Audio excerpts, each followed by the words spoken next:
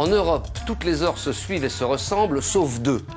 L'une qui se dédouble et l'autre qui n'existe pas. Chaque année, le passage de l'heure d'hiver à l'heure d'été, et réciproquement, donne lieu à des particularités auxquelles on ne pense pas. Par exemple, le dernier week-end de mars, date choisie pour le changement d'heure, il est impossible de mourir ou de naître entre 2 et 3 heures du matin, vu que cette heure-là n'existe plus. On la saute, on l'oublie. Par contre, on peut rentrer facilement dans le livre Guinness des records. Imaginez que nous sommes le dernier samedi de mars et qu'il est 1h59 et 45 secondes du matin. À 55, je vais retenir ma respiration devant l'huissier ou devant vous qui êtes mes témoins. Attention, c'est parti.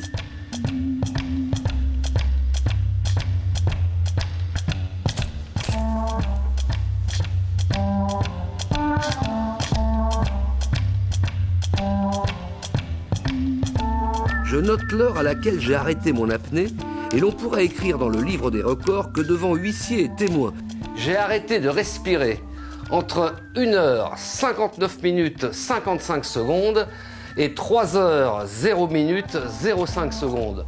Personne ne pourra me contredire, c'est l'heure officielle.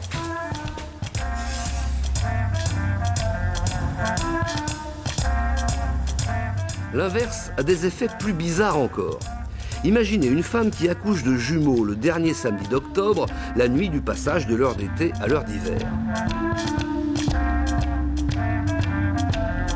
Le premier bébé naît à 2h55 du matin.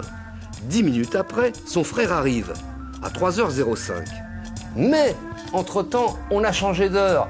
Il n'est donc pas 3h05, mais 2h05. Selon l'heure officielle, le deuxième bébé est né 50 minutes avant le premier.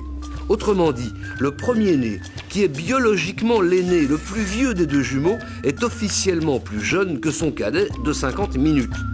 Si l'on sait que les actes officiels, dans la plupart des pays de la communauté, sont basés sur l'heure légale et non pas sur l'heure universelle, on frémit à l'idée d'un conflit d'héritage qui dépendrait du droit d'aînesse. Croyez-moi, ces deux nuits-là, il vaut mieux dormir.